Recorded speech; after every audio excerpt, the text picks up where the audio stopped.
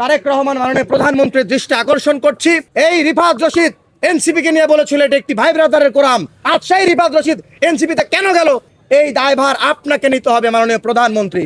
আমাদের যে উপদেষ্টা পরিষদ গঠন করা হয়েছে সেখানে 4 জনই এনসিপি জাতীয় নাগরিক পার্টির বিভিন্ন দায়িত্বে এবং পদ পদবিতে রয়েছে। সরকারি বিশ্ববিদ্যালয় বাংলাদেশের আপামর জনতা রাজনৈতিক দলকে ব্যবহার করে, শহীদ আহত জুলাই পরিবারকে ব্যবহার করে তারা ভাই ব্রাদাররা নির্দিষ্ট জায়গায় জায়গায় নির্দিষ্ট পদে পদোন্নীত হয়েছে। কোথায় তারা এখন? এই রিফাত রশিদ এনসিপি কে নিয়ে বলেছিল এটা একটি ভাই ব্রাদারের কোরাম, এটি আমার ব্যক্তিগত কাজে কোনো সংগঠন মনে হয় না।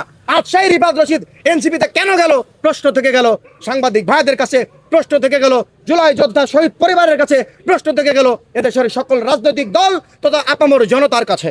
জুলাই বিক্রি করে যারা ভাইরাল হয়েছে তারা একটা ডট লিখলে আপনারা দেখেন 10,000, 20,000, 30,000 মানুষ দেখে। এবং আপনাদের কাছ থেকে আমি সাহায্য চাই, যারা আসল নেতা তাদেরকে সামনে আনুন, চাটুকারদের বেঈমানদের জুলাই গাদ্দারদের সামনে আর আনবেন না।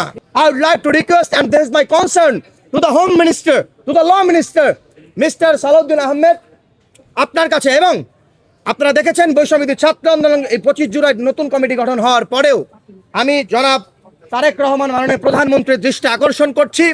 আপনারা যদি আমাদের এখনো ভ্যালু না করেন তাহলে আমরা বুঝবো আপনারা আমাদের কখনো ভ্যালু করেন নাই। আপনাদের দৃষ্টি আকর্ষণ করছি, আপনারা জনগণের ভোটে নির্বাচিত সরকার, আর এই নির্বাচিত সরকার মানে প্রত্যেকটা জনগণের সরকার, জুলাই আহতদের সরকার, সকলের সরকার, আপনারা বাংলাদেশের সরকার। আপনারা অবশ্যই এই বিষয়টি গুরুত্ব দিয়ে দেখবেন এবং বর্তমান যারা এই কেন্দ্রীয় কমিটি ছেড়ে দিয়ে তাদের নিজেদের আখের গোছানোর জন্য নতুন দলে গিয়েছে, আমাদের এবং পুরো বাংলাদেশের জেলার প্রত্যেকটা জেলা উপজেলার নেতাকর্মীদের বিপদে ফেলে দিয়ে গেছে, এই দায়ভার আপনাকে নিতে হবে মাননীয় প্রধানমন্ত্রী। আমাদের ব্যাকআপ আপনি হবেন, আমাদের ব্যাকআপ বাংলাদেশ সরকার হবে, আমাদের ব্যাকআপ জুলাই যোদ্ধা আহত শহীদ পরিবার হবে এবং আমাদের ব্যাকআপ আমরা নিজেরাই হবে ইনশাআল্লাহ।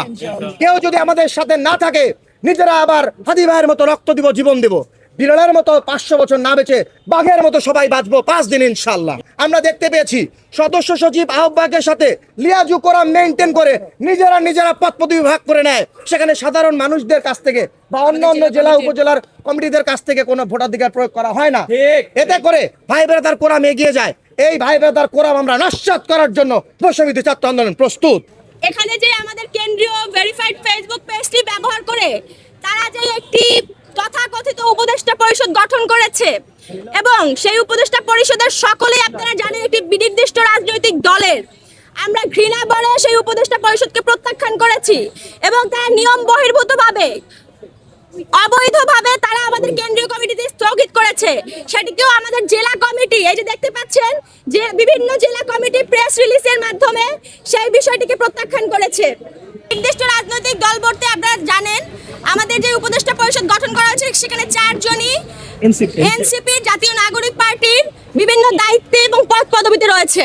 এর মধ্য দিয়ে তারা আসলে আমাদের এই যে অরাজনৈতিক সংগঠন, এই যে শহীদদের সংগঠন, এই যে আহতদের সংগঠন, এই যে আহতদের প্ল্যাটফর্ম, সেটিকে তারা দলীয়করণের একটি ঘৃণ্য প্রচেষ্টা চালিয়েছে। সেই প্রচেষ্টাকে আমরা ঘৃণা ভরে প্রত্যাখ্যান করেছি।